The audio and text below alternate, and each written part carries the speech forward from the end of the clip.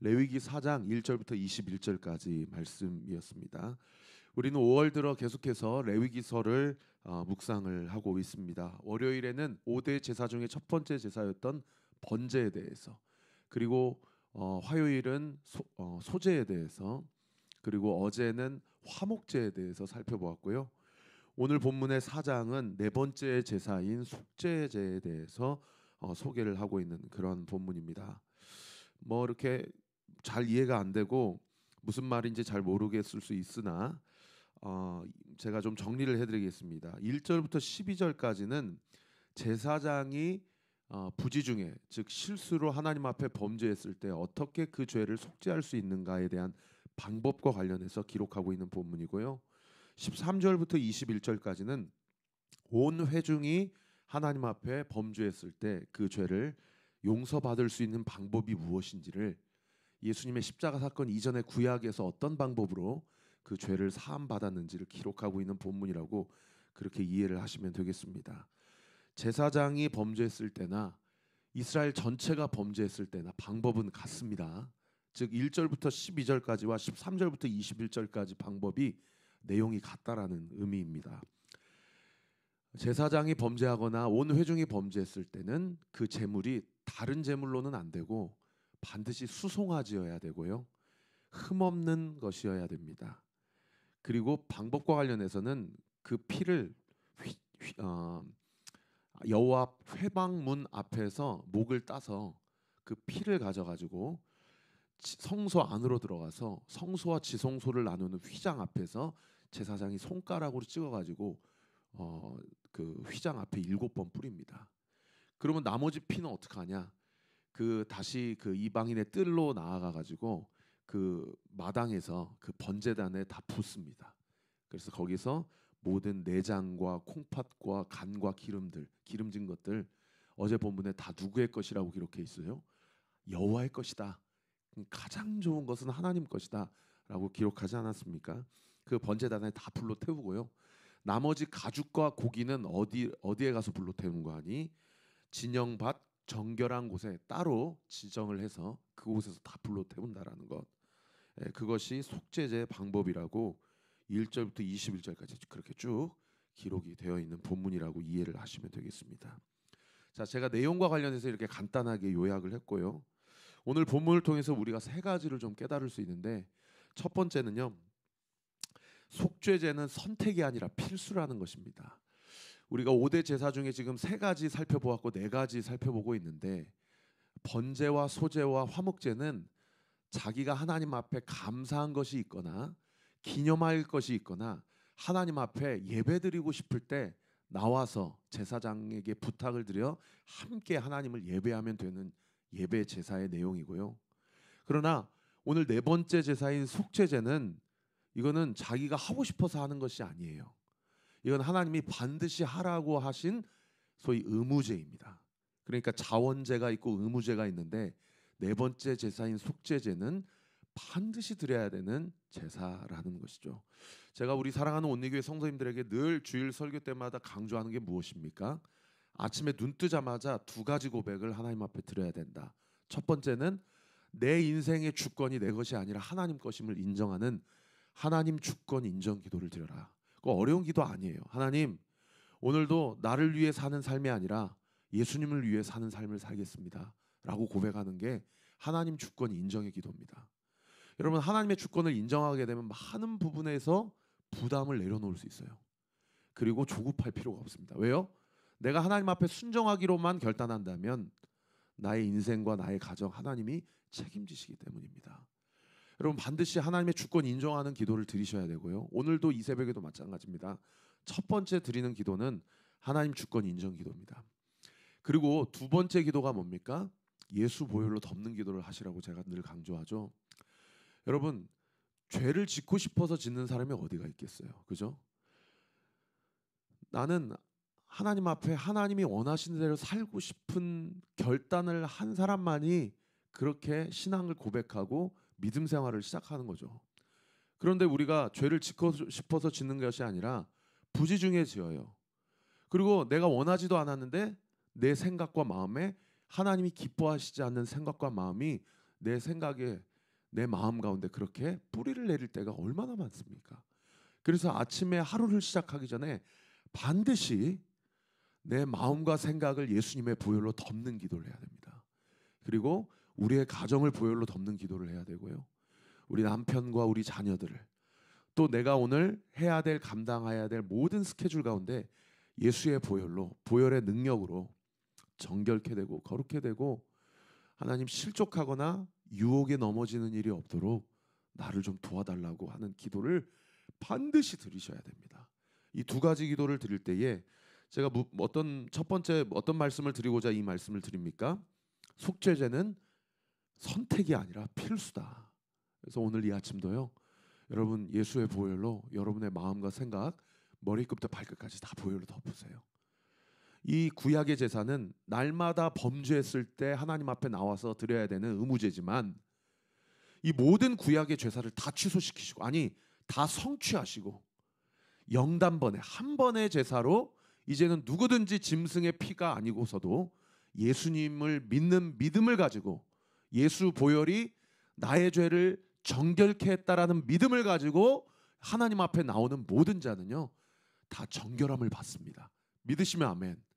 여러분 이 믿음 가지고 자꾸 죄로 인하여 죄책감 빠지지 마시고, 오늘도 이 믿음 가지고 예수 보혈 앞에 예수님의 보혈의 능력을 경험케 되는 우리 사랑하는 온리교회 모든 성도님들 되시기를 예수님의 이름으로 축원합니다. 그런가 하면 두 번째는요, 오늘 보면 2절과 13절, 여러분 큐티책 보시고 동그라미 칠 수 있으면 한번 쳐보세요. 2절 같이 한번 읽어봅시다. 시작. 이스라엘 자손에게 말하여 이르라. 누구든지 여호와의 계명 중 하나라도 그릇 범죄하였을 때, 그러니까 그릇 동그라미. 그다음 13절도 같이 한번 읽습니다. 시작. 만일 이스라엘 온 회중이 여호와의 계명 중 하나라도 부지 중에 범하여 허물이 있으나 스스로 깨닫지 못하다가, 거기 부지 중에 동그라미 치세요. 여러분 의무제 중에 이 속죄제는요, 하나님이 너 그 죄 문제로 나한테 못 나오고 그렇게 죄책감에 빠져서 그렇게 정말 평생 불행한 인생 사지 말고 이 방법으로 나한테 나와라. 그러면 이 문제 내가 해결해 주겠다라고 했던 그 전제가 뭐냐면, 부지 중에 혹은 그릇 범하였을 때요. 이 그릇과 부지 중을 다른 쉬운 번역 성경, 새 번역 성경, 현대인 성경에서는 뭐라고 번역하는 거 아님? 실수로, 고의가 아닌 실수로 지은 죄를 이야기하는 그런 단어입니다. 그러니까 하나님은 속죄제를 우리에게 얘기하시면서, 이거는 고의로 내가 한번 져야 되겠다. 이거는 내가 육체의 끌림을 통해서, 혹은 내가 이것을 원하기 때문에, 하나님의 의도와 상관없이, 하나님의 의견과 관계없이 난 이렇게 이걸 결정할 거야. 이런 죄는요, 아예 언급도 안 하신다는 거예요. 제가 지금 두 번째 말씀을 통해서 여러분에게 무엇을 나눠드리고 싶은 거 아니? 죄에 대한 민감성을 우리가 가지고 살아야 된다는 거예요. 내가 이렇게 했을 때 이걸 과연 하나님이 기뻐하실까? 내가 이런 행동을 취했을 때 이것을 하나님이 어떻게 바라보실까? 이 부분과 관련된 얼마나 민감한 마음과 태도를 가지고 우리가 하루를 살고 있느냐, 이 말입니다. 여러분 실수로, 또 우리가 연약해서 지은 죄는요, 하나님이 얼마든지 예수 보혈로 나를 정결케 하신다라는 믿음만 가지고 주님 앞에 나오면 그 죄를 해결하십니다. 그리고 설사 고의로 지었다고 해도 자기 잘못을 인정하고 하나님 앞에 회개하며, 하나님께서 가늠한 여인, 사마리아 여인, 많은 죄인들에게 나도 너를 정죄하지 아니하노니 다시는 가서 그와 같은 죄를 범치 말라라고 주님이 말씀하셨다고 하면, 설사 고의로 지은 죄라 하더라도 철저히 하나님 앞에 회개하기로 하고 그 죄로부터 돌이키려고 결단한다고 한다면 하나님께서 용서하신다라는 거예요. 그런데 여전히 그 죄 가운데 빠져서 그 죄를 즐기거나 심지어 그게 죄인지도 모르고 그렇게 살아가는 사람이 있다고 한다면 그것이야말로 저주 중의 저주죠. 우리 사랑하는 성도 여러분, 오늘 이 아침에 기도할 때 여러분의 소원을 간구하는 기도도 중요하지만, 여러분 이 기도도 먼저 하세요. 어떤 기도냐면, 죄가 죄인지를 깨달을 수 있는 은혜를 나에게 달라. 그리고 그 죄로부터 돌이킬 수 있는 힘을 나에게 공급해 달라고 그렇게 기도하세요. 그렇게 기도할 때 하나님께서 그것이 죄인지 그것이 죄가 아닌지를 깨닫게 하시는 영적인 민감함과 분별력을 우리 사랑하는 성도들에게 온전히 부어주시고, 심지어 거기에서 더 나아가서 죄로부터 완전히 돌이킬 수 있는, 그리고 예수님과 동행하는 삶이 어떤 삶인지를 분명하게 깨닫게 해주시는 그런 놀라운 능력을 우리 사랑하는 성도들에게 공급해 주실 것을 믿습니다. 마지막 세 번째는요, 아까 제가 말씀드린 대로 1절부터 12절까지는 제사장이 죄를 지었을 때, 그리고 13절부터 21절까지는 이스라엘 온 회중이 죄를 지었을 때 어떻게 그 죄를 속죄받을 수 있는가에 대해서 말씀드렸다고 기록되었다고 말씀드리지 않았습니까? 근데 주목할 것이 있어요. 여러분 3절 같이 한번 읽어봅시다. 시작. 만일 기름 부음을 받은 제사장이 범죄하여 백성의 허물이 되었으면 그가 범한 죄로 말미암아 흠없는, 거기 동그라미 치세요, 수송아지로 속죄 제물을 삼아 여호와께 드리기. 그다음에 14절도 한번 보세요. 14절 시작. 그 범한 죄를 깨달으면 회중은 수송아지 동그라미 수송아지로 속죄제로 드릴지니 그것을 회막 앞으로 끌어다가. 그러니까 제사장 한 명이 범죄했을 때 제물이 뭐예요? 수송아지예요. 이스라엘 60만 전체가 범죄했을 때 제물이 뭐예요? 수송아지예요.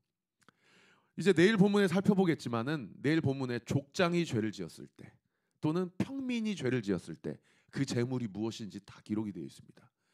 제가 마지막 세 번째로 여러분에게 짚고 함께 기도하고자 하는 것은 뭐냐면, 제사장 한 사람이 범죄했을 때 속죄 제물과 이스라엘 전체가 범죄했을 때 속죄 제물이 같다라는 거예요. 여러분, 이것은 무엇을 얘기합니까? 하나님께서 세우신 기름 부음 받은 자가 범죄했을 때 그의 죄값이 얼마나 중한지, 무거운지를 분명하게 우리에게 가르쳐주고 있는 그런 본문이라고 볼 수 있는 것이죠. 어쩌면 이 본문은 온리교회 안에서만 보면 저들으라고 하는 말씀입니다. 그리고 이제 이번 주일날 우리가 리더들을 세울 텐데, 리더들 들으라고 하는 얘기예요. 앞선 자들. 그리고 심지어 13절 이하로 21절까지 보면 이스라엘 온 회중이 범죄했을 때 그 수송아지의 멱을 누가 따는 거 아니? 거기 15절에 보시면 회중의 장로들이 땁니다. 그러니까 회중 전체가 따질 않아요. 무슨 이야기입니까? 그만큼 리더들에게 하나님께서 영적인 책임과 의무를 강하게 요구하신다라는 것이죠. 그런데 감사한 것은 이렇게 수송아지로 제물을 드려서 예배드리되, 속죄제를 드리되, 이 제사장과 회중 장로들의 사역을 주님께서 중단시키시는 않으신다라는 겁니다. 여러분, 이게 은혜죠.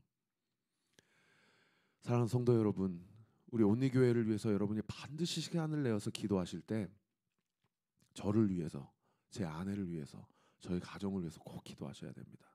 제가 오륜교회에서 부교육자로 생활하면서 정말 많이 배우고 도전받았던 게 뭐냐면, 오륜교회, 그 이전에 제가 사역했던 안산동산교회에서 이 성장하는 교회, 앞서가는 교회, 부흥하는 교회 특징이 뭐냐면, 모든 성도들이 담임 목사님을 뒷담화하는 것이 아니고, 담임 목사님 허물을 지적하는 것이 아니고요, 담임 목사님을 위해 얼마나 뜨겁게 기도하는지 몰라요. 여러분, 부흥 성장하는 교회의 특징입니다. 여러분, 저를 위해서 꼭 기도하셔야 됩니다. 그리고 목회자들을 위해서 기도하시고, 여러분 이번 주일날 세워질 리더들을 위해서 꼭 기도하셔야 돼요. 부흥하고 성장하는 교회는 앞선 자들이 영적인 책임과 의무를 전심전력하여 다하는 기도라는 거죠. 제가 얼마나 연약한지, 제가 얼마나 자주 넘어지는지는 제가 주일날 설교 때문에 너무 많이 나눠서 여러분이 잘 아실 것입니다. 반드시 저를 위해서 기도해 주시고, 저의 연약함이 있다면 저를 책망하거나 저를 뒷담화하지 마시고 저를 위해 기도해 주시고 성령의 인도하심 가운데 저에게 신방을 요청해 주세요. 그렇게 해주시길 바라고, 반드시 정치적 이념과 상관없이 하나님께서 세우신 위정자, 대통령과 각 부처 장관 등과 국회의원들, 그리고 내가 출근하는 직장의 상사들, 그리고 하나님이 나에게 주신 부모님들, 이런 권위자들을 위해서 내가 지금까지 살아왔던 삶에 그분들에게 내가 어떤 상처를 받았느냐와 상관없이, 그리고 지금도 어떤 부분 때문에 힘겨워하느냐와 상관없이 여러분 그분들을 위해 기도하시고, 그분들의 영적인 치리가 성경적 치리가 되도록 그렇게 함께 마음을 모아야 될 줄 믿습니다. 우리 주신 말씀 가지고 함께 기도할 때 오늘 주신 말씀 가운데 하나님께서 내 마음 가운데 말씀하시는 부분이 있다면 그 부분 붙잡고 기도하시고요. 제가 아까 말씀드린 대로 하나님 주권 인정 기도 그리고 보혈을 덮는 기도를 하십시오. 그리고 세워지는 교회를 위해서 나라와 민족을 위해서 함께 기도했으면 좋겠고 여러분이 가지고 나오신 개인 기도 제목 가지고 함께 기도하시면